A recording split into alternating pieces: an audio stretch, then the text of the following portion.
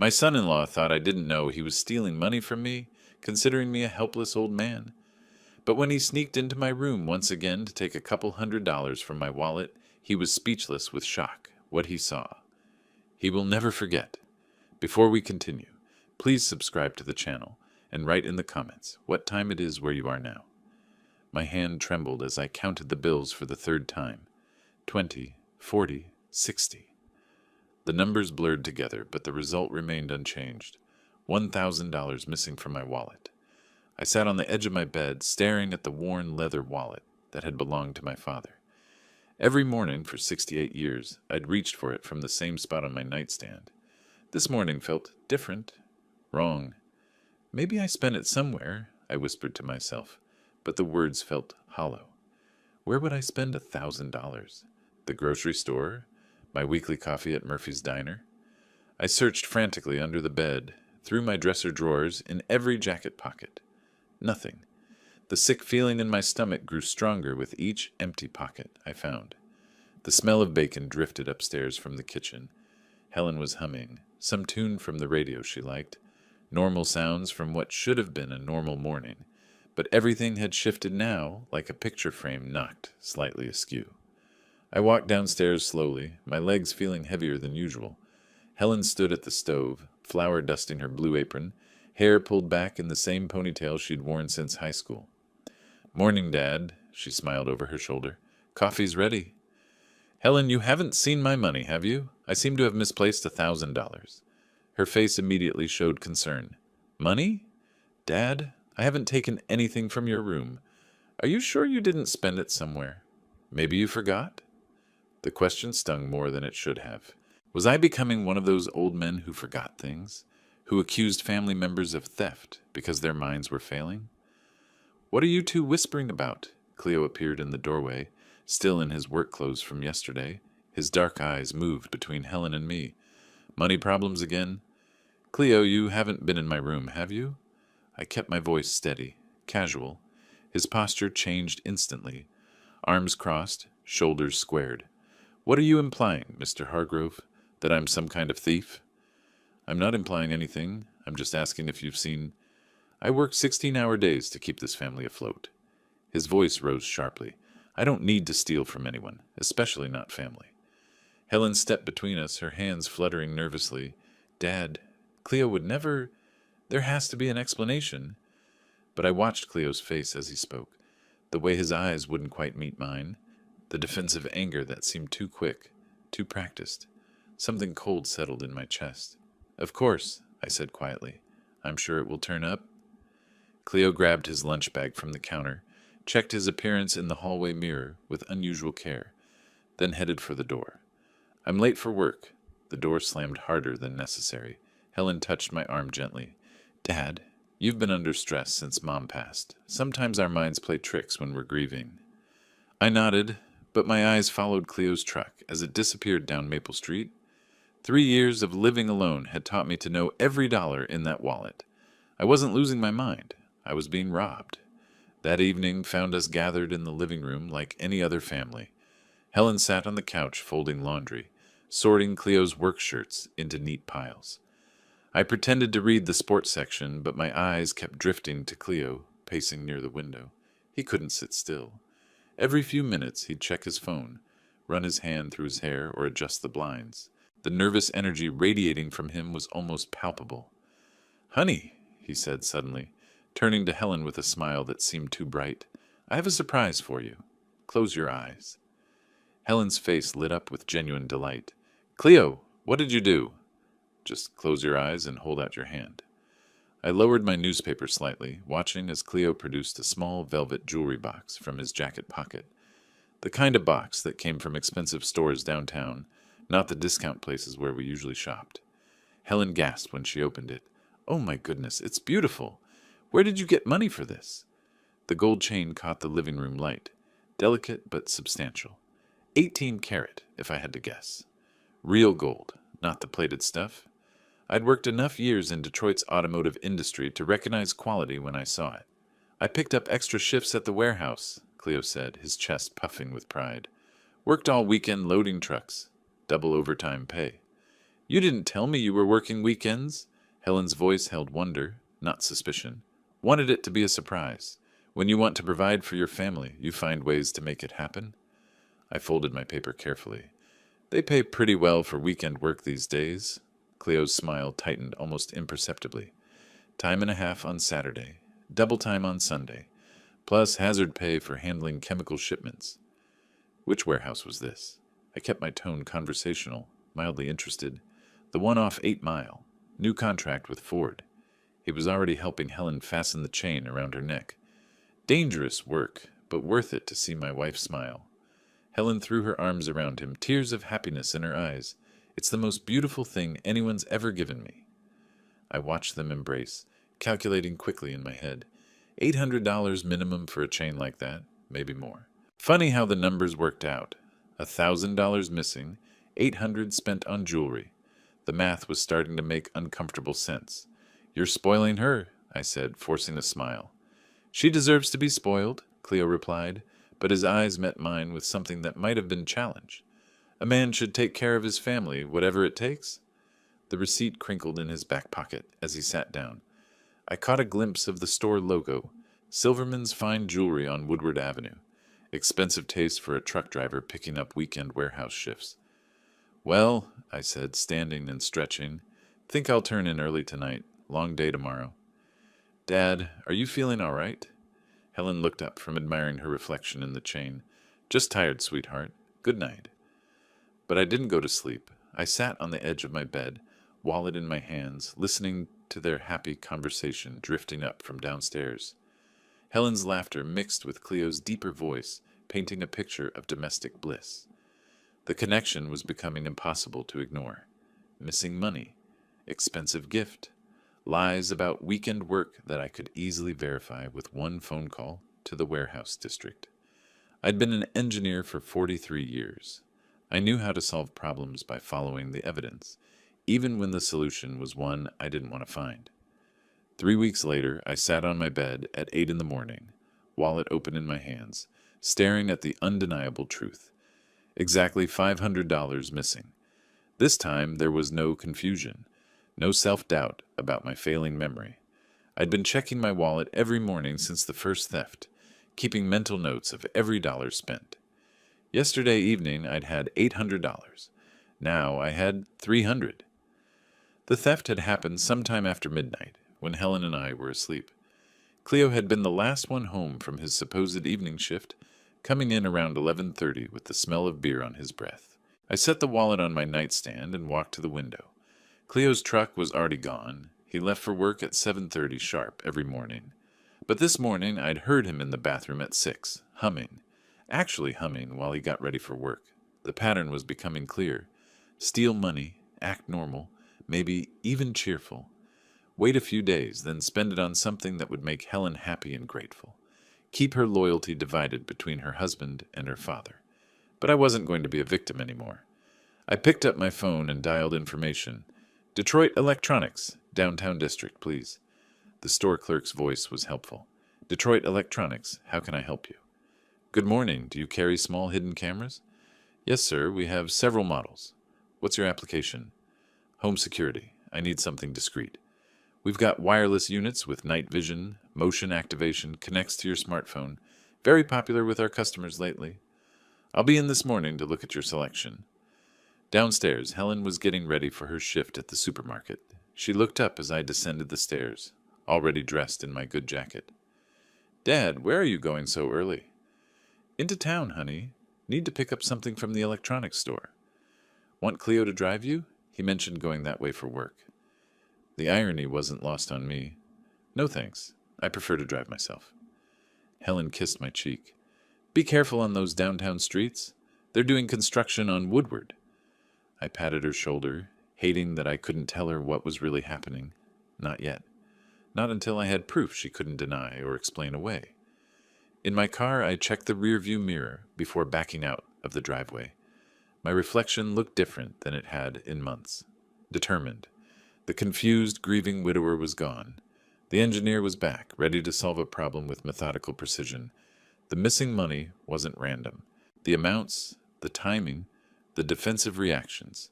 Everything pointed to a calculated plan. Someone thought they were stealing from a forgetful old man who wouldn't notice or wouldn't fight back. They were about to learn how wrong they were. I drove toward downtown Detroit with steady hands, my mind already working through the technical specifications I'd need. Night vision capability, motion activation, smartphone connectivity, maybe audio recording too if Michigan law allowed it.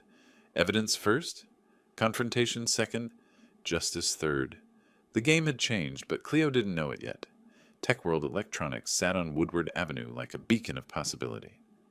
I parked carefully between two compact cars, my engineering instincts already cataloging the store's security cameras mounted above the entrance. If I was going to catch a thief, I needed to think like one. The electronic door chime announced my arrival. Rows of gadgets stretched before me. Smartphones, tablets, security equipment. A young clerk with thick glasses approached, probably wondering what an old man wanted with all this technology. Help you find something specific, sir? Home security cameras. Something discreet but reliable. His face brightened with professional interest. Residential or commercial application? Personal. I need clear image quality, especially in low light conditions. He led me to a display wall filled with various camera models. Boxes promised features I'd only seen in movies. Night vision, motion detection, smartphone connectivity. Technology had advanced significantly since my engineering days. This model here, he pointed to a compact black device, records up to 12 hours on full charge. I examined the specifications card. What about image quality in darkness? Crystal clear facial recognition from 10 feet. Infrared sensors automatically activate when ambient light drops below threshold levels. Motion activation sensitivity? Adjustable through the app. Won't trigger from shadows or small movements, but catches all significant motion. Very popular with our customers lately. The Night Eye Pro Mini fit in my palm. Smaller than I'd expected, but the specifications were impressive. 1080p resolution, 140-degree viewing angle, wireless connectivity. Everything an engineer could want for gathering evidence. I'll take it. During the drive home, the small box sat on my passenger seat like a weight. 40 years of engineering experience, and I was using it to catch a thief in my own home. The irony wasn't lost on me. Helen's car was gone from the driveway. Her shift at the supermarket ran until 6. Cleo's truck was also missing, which meant I had the house to myself for installation. Perfect timing. Inside, I spread the camera components across my kitchen table like puzzle pieces. The instruction manual was surprisingly straightforward. Mount, connect to Wi-Fi, download app, calibrate settings. Basic technology that even someone my age could master. In my bedroom, I studied the layout with an engineer's eye. The nightstand sat directly across from my dresser, which held several framed family photos. Behind the largest frame, an 8x10 picture of Helen's wedding would provide the perfect hiding spot. Positioning the camera required precision. Too high, and it would miss the nightstand. Too low, and furniture would block the view.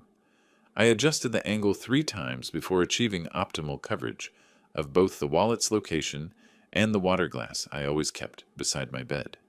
The smartphone app connected immediately. Secure View displayed a clear black and white image of my bedroom, complete with timestamp and battery indicator. I tested the night vision by closing the curtains. The infrared sensors activated automatically, revealing every detail in ghostly clarity. Motion sensitivity required careful calibration. Too sensitive would trigger false alarms from shadows or settling house sounds. Too conservative might miss subtle movements. I set it to medium sensitivity and tested by walking past the nightstand. The camera captured my movement perfectly, sending an instant alert to my phone. Now for the bait. I counted exactly $300 from my remaining cash, arranging the bills so they were clearly visible when the wallet lay open. Not enough to seem careless, but sufficient to tempt someone who thought they'd gotten away with previous thefts. The water glass went in its usual spot, a habit from my late wife's time, when she insisted I keep hydrated through the night. Now it would serve as additional evidence if my suspicions proved correct. Everything was ready. Camera hidden, bait positioned, app configured. I turned off the bedroom light and paused in the doorway, knowing that tomorrow morning would change everything. In the darkness, the camera's tiny red recording light blinked once, then disappeared into surveillance mode. 7 o'clock arrived with the precision of a factory whistle. My eyes opened immediately, trained by decades of early rising for shift work, but today felt different. Today I wasn't checking my wallet with confusion or doubt. Today I was collecting evidence. The wallet lay exactly where I'd positioned it, but the bills were gone. All $300 vanished without trace. No surprise this time, just grim satisfaction that my trap had worked exactly as planned. I reached for my smartphone with hands that trembled slightly, not from age or uncertainty, but from anticipation. The Secure View app showed one motion-triggered recording, timestamped at 2:47 a.m., household sleeping time, perfect conditions for theft. My finger hovered over the play button. Once I watched this video, there would be no more doubts, no more benefit of doubt, just cold, documented truth. The infrared footage began with an empty bedroom.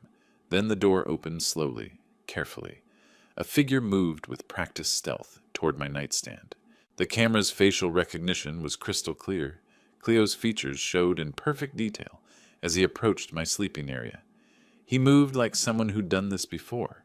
No hesitation, no fumbling around. Straight to the wallet, fingers deftly removing the bills.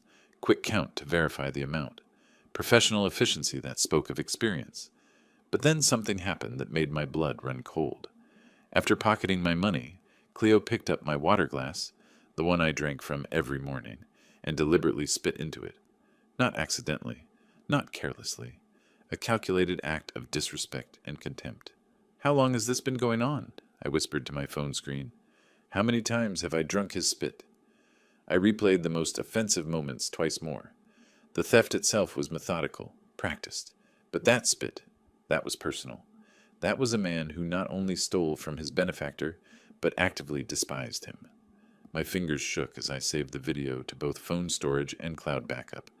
Evidence this clear was too valuable to risk losing to technical failure. The house remained quiet downstairs. Helen getting ready for work, probably humming again while she made coffee. Cleo pretending to sleep off his night shift, playing the tired husband who worked so hard to provide for his family. I needed advice, someone objective who could help me process what I'd discovered. Jim Patterson answered on the second ring. We'd worked together for 20 years before retirement, shared enough coffee breaks and engineering problems to build trust. "Jim, sorry to call so early. I need advice about something serious." "What's wrong, buddy? You sound upset." "I just caught my son-in-law stealing from me, on camera." Silence stretched across the phone line. Finally, "Are you absolutely certain? Video evidence? Clear as daylight. Shows his face. Shows him taking my money. Shows him—" I paused, still processing the spit. "Shows him doing things that prove this wasn't his first time." "What are you going to do?" "I don't know yet. Helen doesn't suspect anything. This will destroy her world." "Evidence is evidence, Lester. You can't ignore theft just to preserve feelings." "I know. But she loves him. Has no idea what kind of man she married. Maybe it's time she learned." After hanging up, I sat on my bed edge, staring at the frozen video frame showing Cleo's face clearly illuminated by infrared light. The camera had captured everything perfectly.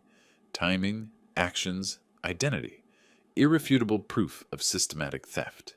Now I had evidence. But what exactly was I going to do with it? Through the thin walls, I could hear Helen moving around the master bedroom, getting dressed for another day of innocent ignorance. Soon she'd kiss my forehead goodbye and head off to work, completely unaware that her husband was a thief, and worse.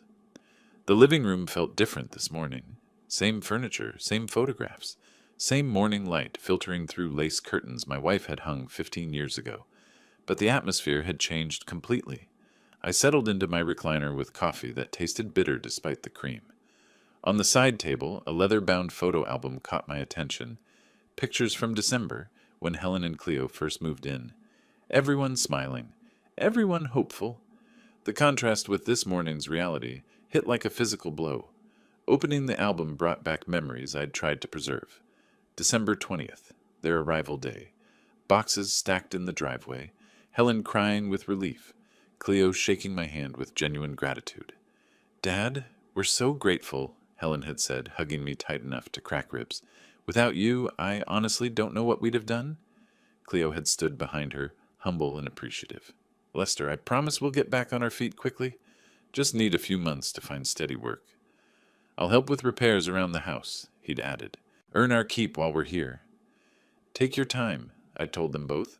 Family helps family. That's what your mother would have wanted. Those first weeks had been wonderful. Cleo actually did help. Fixed the leaky kitchen faucet I'd been ignoring. Cleaned gutters before the heavy January snow. Even helped me organize tools in the garage. We'd shared evening beers and talked about his plans to find better employment. Helen glowed with happiness. Having family close again, seeing her father and husband getting along, building what she hoped would be a permanent arrangement. She'd started planning holiday decorations for next Christmas, talking about traditions we could establish. But when had gratitude transformed into entitlement? When had Cleo's respectful Mr. Hargrove become the dismissive Lester, accompanied by eye rolls? When had helpful suggestions become bitter criticisms about my age, my habits, my supposed interference in their marriage? The change had been gradual enough that I'd explained it away. Financial stress making him irritable, job hunting frustration affecting his mood, normal adjustment period for 3 adults sharing space. I'd made excuses for increasingly disrespectful behavior, his complaints about my television being too loud, his suggestions that I eat dinner in the kitchen while they use the dining room, his pointed comments about old people who couldn't manage their own money. Looking back now, those comments about money management felt particularly insulting. He'd been stealing from me while criticizing my supposed financial incompetence.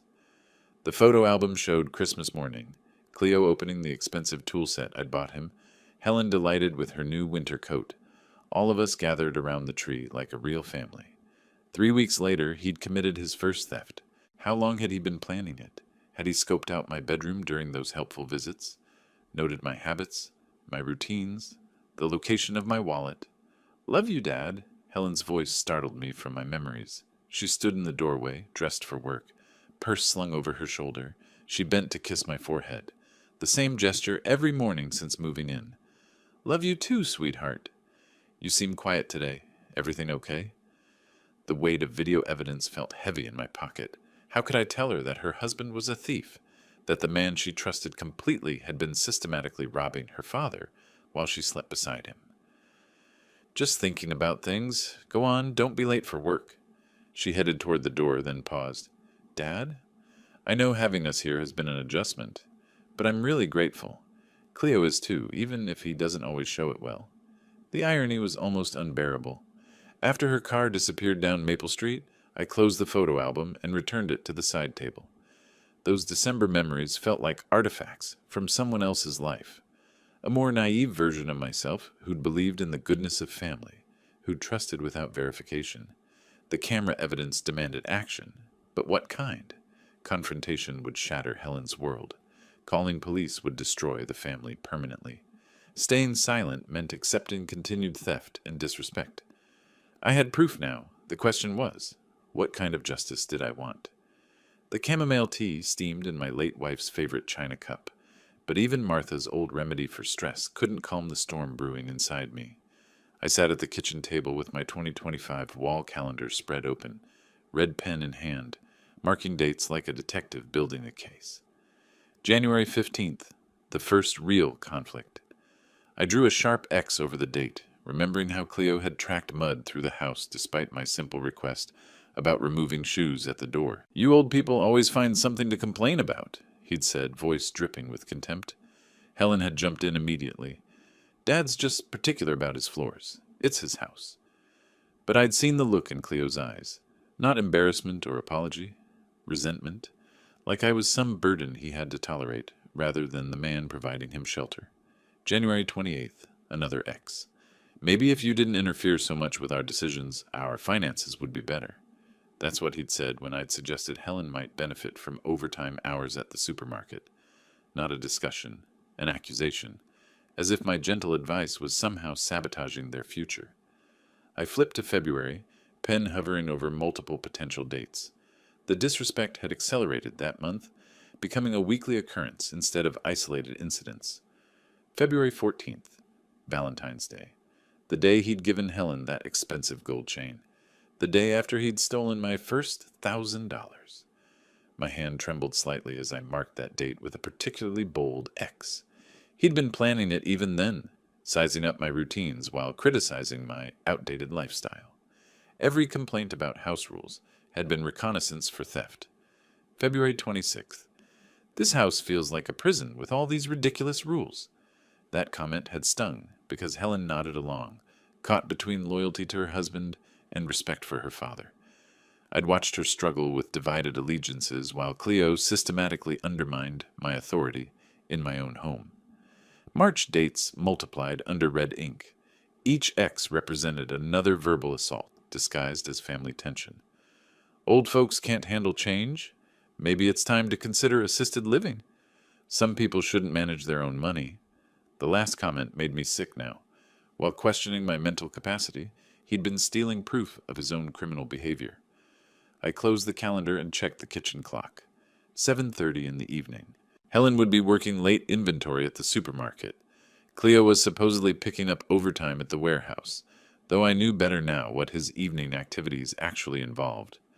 Tomorrow I'd drive downtown for special supplies. Tonight, I'd plan.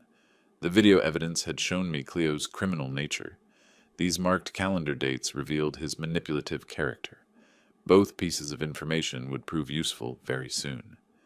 I rinsed Martha's teacup carefully, treating it with the respect Cleo had never shown this house or its owner. Tomorrow would begin the final phase of a lesson 3 months in the making. Some people needed to learn that disrespecting your benefactor came with consequences. Prankster's Paradise blazed in neon letters above a storefront that looked like a carnival had exploded. I checked the address twice before parking, feeling oddly out of place among the colorful displays of whoopee cushions and fake spiders. But this wasn't about humor. This was about justice. Inside, shelves stretched floor to ceiling with every conceivable practical joke. Buzzer handshakes, squirting flowers, rubber snakes. A young clerk with purple hair and multiple piercings approached, clearly curious about the serious-faced grandfather browsing shock devices. "Looking for anything specific, sir?" "Something that delivers consequences for unwanted behavior. Harmless but memorable." She led me to a display case filled with various electrical novelties. "These shock items are pretty popular. What kind of application did you have in mind?" I examined a shocking wallet, testing its weight and texture. Real leather exterior, indistinguishable from an ordinary billfold. "How strong is the electrical charge?" "Completely safe, just 9 volts. Enough to surprise someone without causing any harm. Battery lasts about 6 months with normal use." "Define normal use."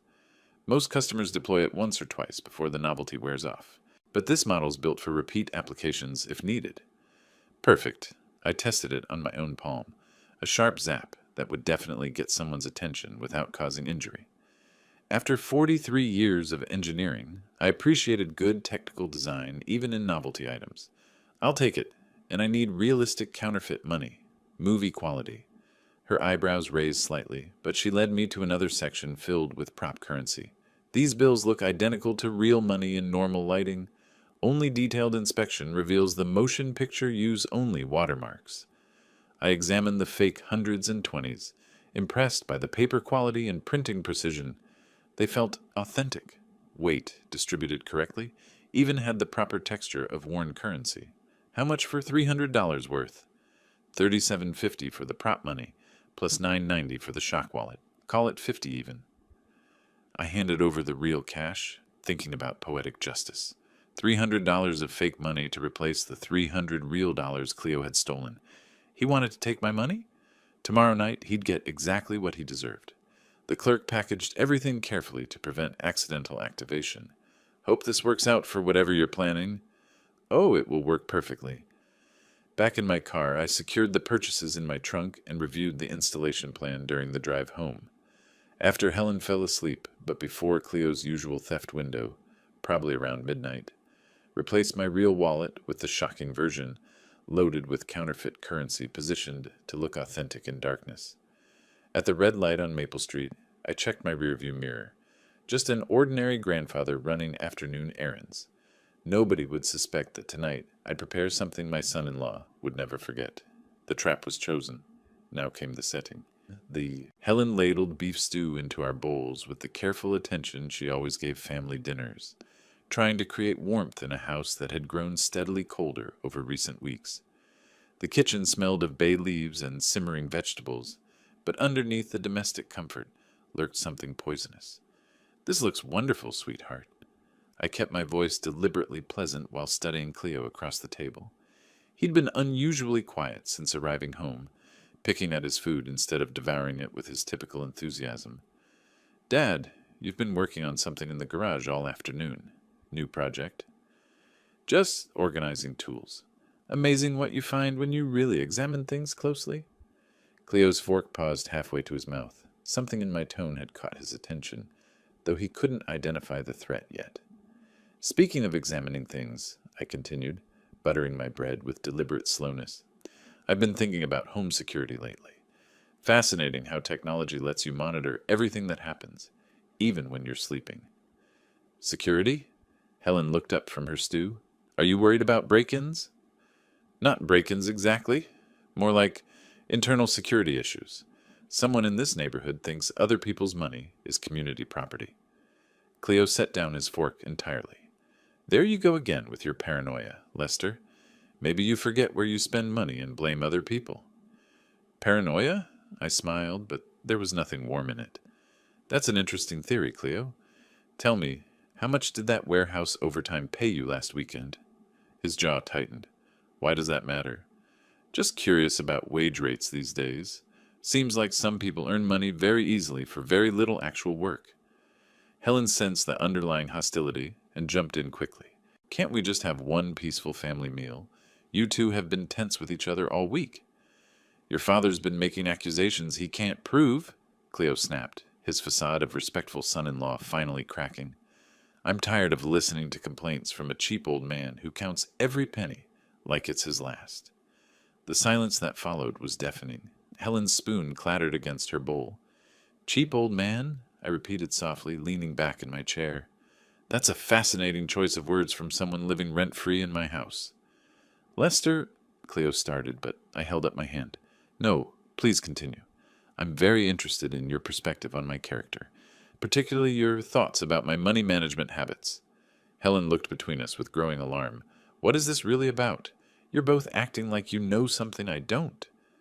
I studied Cleo's flushed face, seeing fear beneath the anger. He knew he'd gone too far, revealed too much of his true feelings, but he didn't know how much I actually knew. "Your husband and I just have different philosophies about respect," I said finally. "Isn't that right, Cleo?" He pushed back from the table abruptly. "I don't have to sit here and listen to this nonsense." "No," I agreed calmly. "You don't? This is my house, after all." After he stormed upstairs, Helen began clearing dishes with shaky hands. "Dad, what's really going on? You've both been acting strange. Sometimes people show their true character when they think nobody's watching." She paused, dish towel in hand. "What does that mean?" "You'll understand soon enough, sweetheart." I excused myself and headed upstairs, leaving Helen to puzzle over the evening's tensions. In my bedroom, I retrieved the shock wallet and counterfeit money from their hiding place behind my dresser. In a few hours, when the house settled into sleep, I'd set the final trap. Tomorrow morning would bring the confrontation months in the making. Tonight, justice prepared to spring. The red digits on my bedside clock glowed 1:57 a.m. when I heard the first soft footstep in the hallway. I controlled my breathing, keeping it slow and deep, like someone lost in peaceful sleep, while my heart hammered against my ribs with anticipation. 3 months of theft and humiliation were about to meet their consequences. The shock wallet sat innocuously on my nightstand, loaded with movie prop hundreds that looked genuine in dim light. Every detail had been planned with an engineer's precision, bait positioned exactly where Cleo expected it, battery charged to optimal voltage, fake money aged to feel authentic. Another footstep, closer now. My bedroom door opened with the barest whisper of hinges. Cleo had practiced this routine enough to avoid every creaking floorboard, every loose carpet edge. He moved like a professional burglar in his own family's home. I kept my eyes closed, but tracked his approach, through subtle changes in air movement and the soft sounds of careful placement. 3 steps toward the dresser. Pause to verify my apparent unconsciousness. 2 more steps to the nightstand. The moment of truth arrived with electrical precision. Ah! What the... Cleo's agonized shout shattered the night silence as 9 volts of justice shot through his nervous system. The fake money scattered across the floor as he stumbled backward, clutching his shocked hand against his chest. I opened my eyes and reached for the bedside lamp, flooding the room with warm yellow light. "Oh my, what woke me up?" I asked with perfectly feigned confusion. "Cleo, what are you doing in my bedroom at 2 in the morning?" He stood frozen beside my bed, movie prop bills scattered around his feet like evidence in a courtroom. His right hand still trembled from the electrical shock, fingers opening and closing reflexively. I was just getting some water from the kitchen," he stammered, but his eyes couldn't meet mine. "Water?" I sat up slowly, making a show of adjusting my pajamas. "From my wallet? And how did those fake bills end up all over my floor?" "Fake bills? I don't understand what you're talking about." "The same way you didn't understand the previous times you stole from me?" I reached for my smartphone on the nightstand, thumb hovering over the saved video file. "The same way you didn't understand when you spit in my drinking water." His face went completely white. "You're crazy. I never took anything from you." "Really?" I held up the phone, screen angled so he could see the paused video footage. "Should we review the security footage together? I have excellent recordings of your late-night activities." The trapped animal look in his eyes told me everything I needed to know. 3 months of careful planning had worked exactly as designed, but our private confrontation was about to become a family crisis. "What's all that noise? Is everything okay up there?" Helen's voice called from the hallway, sleepy and concerned. Both men froze, knowing the moment of full revelation had finally arrived. Helen appeared in the doorway, wearing her blue terry cloth robe, hair disheveled from sleep, trying to make sense of why 2 grown men were wide awake and shouting at 2 in the morning. Her eyes took in the scene, scattered fake money, her husband's guilty expression, her father holding his phone like evidence. "What's happening here? Why is everyone awake?" She stepped into the room, slippers shuffling across the carpet. "Cleo, why do you look like you've seen a ghost?" "Your husband has been stealing my money for months," I said quietly, watching her face carefully. "I finally caught him in the act." "Dad, that's impossible." Helen's voice held automatic defense, the loyalty of a wife protecting her spouse. "Cleo would never do something like that. You must be mistaken. Watch this video and tell me what you see." I held out my phone, finger hovering over the play button. Helen shook her head at first, but the certainty in my voice made her step closer. The infrared footage began playing, clear as daylight despite the darkness, showing Cleo's careful approach to my nightstand. "This can't be real," she whispered, but her voice already carried the weight of growing recognition. The video continued. Cleo removing money from my wallet with practiced efficiency, counting bills quickly. Then the moment that made Helen gasp aloud. Her husband deliberately spitting in my water glass. "Cleo!" She turned to face him, eyes wide with horror. "Is that really you? And you spit in Dad's drinking water?" "This is all a setup." Cleo's voice rose desperately. "He's trying to frame me.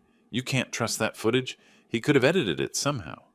But I can see your face clearly. That's our bedroom door in the background. That's the exact shirt you wore yesterday." Helen's voice grew smaller with each observation. "How could you edit something so specific?" I let the video speak for itself, watching my daughter's world crumble as undeniable evidence replaced comfortable illusions. 3 months of lies were dissolving in real time.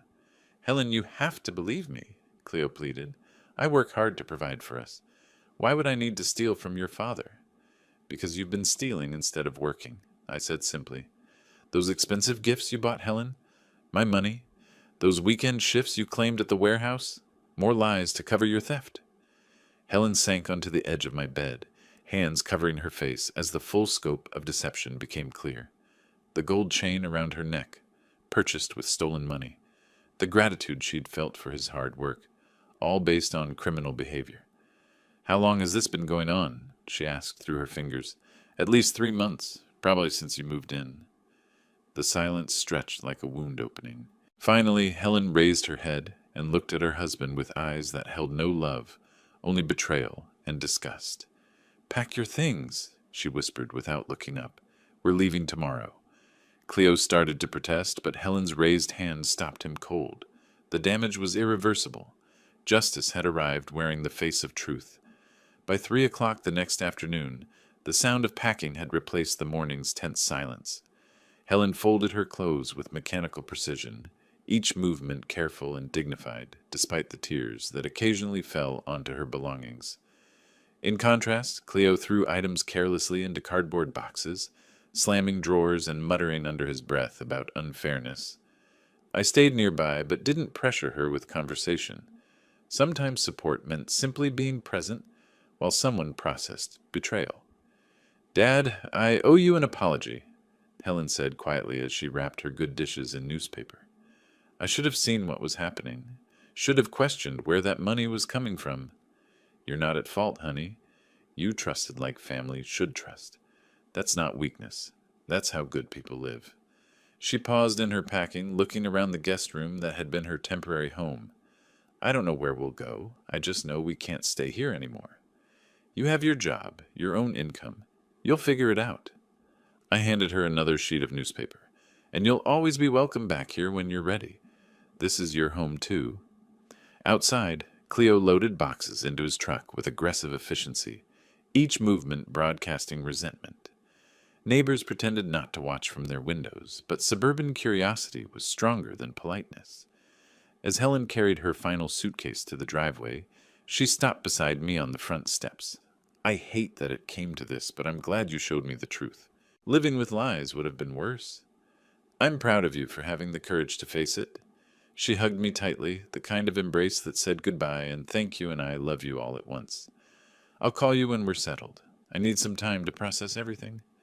Cleo slammed the truck tailgate shut and looked at me with barely controlled anger. "You'll regret destroying this family, old man. We'll see who's right in the end." "Just drive carefully," I said evenly. "Take care of my daughter. That's all that matters now." Helen climbed into the passenger seat without looking back. The truck's engine rumbled to life, diesel exhaust clouding the April air. I watched them disappear down Maple Street, Helen's profile visible through the side window. Sad, but resolute. The house felt different when I stepped back inside. Quieter, more spacious, mine again. I made a single cup of coffee instead of the family pot I'd grown accustomed to, then settled into my recliner with the evening paper. Outside, spring darkness settled peacefully over the neighborhood. No more missing money, no more disrespect, no more walking on eggshells in my own home. Justice hadn't been revenge, it had been protection. The engineering approach had worked perfectly. Identify the problem, design a solution, implement the fix, verify the results. Sometimes protecting family meant having the courage to reveal uncomfortable truths, even when those truths shattered comfortable illusions. My home was secure again. The problem was solved. If you liked this story, please like this video, subscribe to the channel, and share your impressions of this story in the comments. To listen to the next story, click on the box on the left. Thank you for watching.